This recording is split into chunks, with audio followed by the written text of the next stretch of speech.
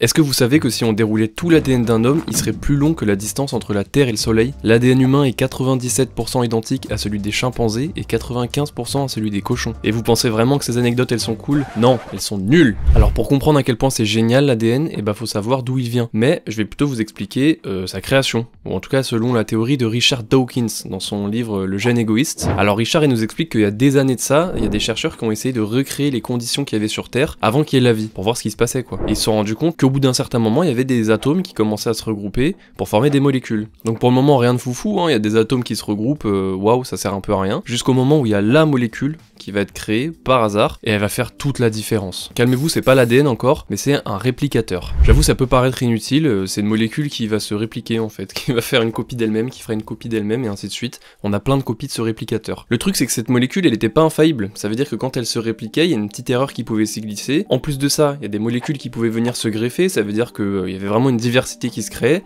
et plein de groupes qui commençaient à émerger. Et forcément, celle qui avait les meilleures compétences pour se répliquer, c'est celle qui était en plus grand nombre. Et à force d'erreurs et de molécules qui s'additionnent, on a fini par obtenir la première cellule. Donc l'unité de base du vivant, nous on est composé de cellules. Donc si on suit la théorie de notre cher Richard Dawkins, on serait juste une machine à survie qui serait construite d'erreur en erreur jusqu'à obtenir la machine ultime, l'homme. Après on est d'accord, il n'y a pas une vraie volonté de survie chez le réplicateur à la base, c'est juste que si t'as ce qu'il faut pour survivre, tu survis, sinon tu meurs. En tout cas, SO à Richard pour avoir éclairé nos lanternes, on comprend un peu mieux la théorie maintenant, mais vous avez capté du coup que le réplicateur en fait c'est l'ancêtre de l'ADN, et c'est chaud, parce qu'il faut réaliser quand même qu'avec une même base, qu'est l'ADN, on a toute la vie sur Terre, que ce soit les plantes, les humains, tous les animaux, les bactéries même, et presque les virus. Ouais, je dis bien presque, parce que pour être considéré comme vivant aujourd'hui, il faut du matériel génétique et un système pour le répliquer. Le truc c'est que eux ils ont de l'ADN, donc du matériel génétique, mais ils peuvent pas le répliquer. Mais c'est d'ailleurs pour ça qu'ils viennent nous coloniser, pour utiliser notre machinerie de réplication, qui est bien propre, mais du coup il a squat. Maintenant que vous avez les bases, on va pouvoir parler français. Imaginez votre corps comme une maison. Votre maison elle est composée de pièces, c'est vos cellules, et dans chacune de ces pièces, il y a une énorme bibliothèque, et ça sera votre ADN. Cette bibliothèque, elle est composée de 46 gros livres, pour vos 46 chromosomes, et chacun de ces livres, il a des milliers de pages qui correspondent à vos gènes. Par exemple, si je prends le 17e livre, je vais à la 1000e page, on va dire c'est la page qui code pour la couleur des yeux. Et toutes ces pages, elles sont écrites dans une langue bien particulière, bien spécifique à l'ADN, avec 4 lettres seulement, A, T, C et G. Sachant qu'on a environ 100 000 milliards de cellules, qui contiennent toute l'intégralité de l'ADN, vous comprenez pourquoi on peut faire la distance Terre-Soleil assez facilement si on déroule tout l'ADN. Pour que vous compreniez mieux le rôle de l'ADN et comment il fonctionne, faut imaginer Michael Scofield dans Prison Break. Il a un plan pour tout, de votre naissance à votre mort, en passant par son autogestion et comment rester intact pour que vous restiez en vie. Et il a vraiment tout prévu, et ça c'est écrit dans les 46 livres qui sont présents dans toutes les bibliothèques de toutes les pièces de votre maison. Donc s'il y a la moindre question qui se pose, il y a juste à aller chercher dans la bibliothèque la plus proche, à la bonne page, du bon livre. Évidemment, c'est un peu beaucoup 46 livres à lire dès qu'on cherche la moindre information, et pour ça l'ADN il a tout prévu. En fonction de la zone où on est dans le corps, il y a certains livres qui sont mis sous clé, et il y a que ceux qui sont utiles qui sont disponibles. Exemple, je viens de manger un bon goûter bien sucré, et du coup mon pancréas il doit envoyer de l'insuline pour absorber tout ce sucre. Et les cellules du pancréas, elles auront juste à aller chercher la recette de l'insuline, et elles en envoient. Et si mes poumons ils avaient la bonne idée de se dire, tiens, si je faisais de l'insuline pour aider le pancréas, déjà ils ont pas les ingrédients,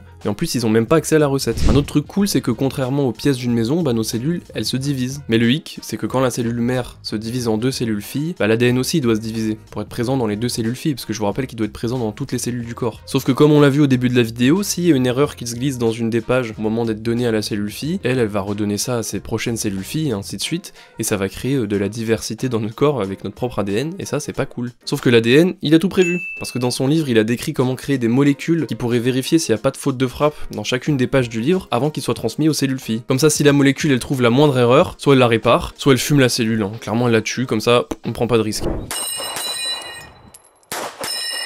Donc là normalement, bouffée d'air fraîche, vous êtes rassuré, il ne devrait pas y avoir d'erreur, ou s'il y a la moindre faute de frappe, elle est corrigée, et la cellule elle va à la poubelle. Alors déjà ces erreurs, faut savoir qu'en vrai ça s'appelle des mutations. Il y en a environ 10 000 par jour qui sont corrigées par le corps, mais malheureusement c'est pas forcément assez. Et c'est pas des mutations cool genre X-Men, c'est plutôt des mutations genre cancer.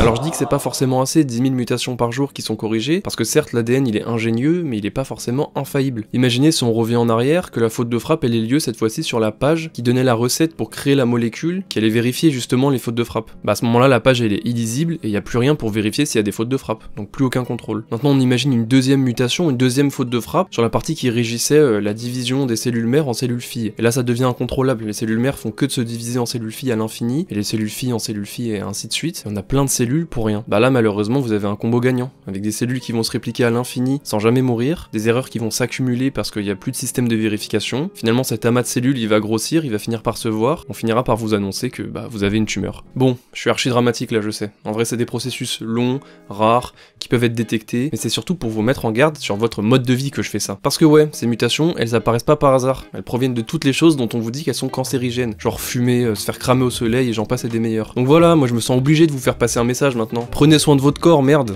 il se donne du mal pour vous garder en vie, alors aidez-le un peu hein. Voilà les potes, c'est fini pour cette vidéo mi-badante, mi-motivation. J'espère que maintenant comme moi vous êtes fascinés par la molécule qui est l'ADN. Maintenant s'il vous plaît avant de partir, allez liker la vidéo, et moi de mon côté je vous embrasse, plein de bisous, et je vous dis ciao.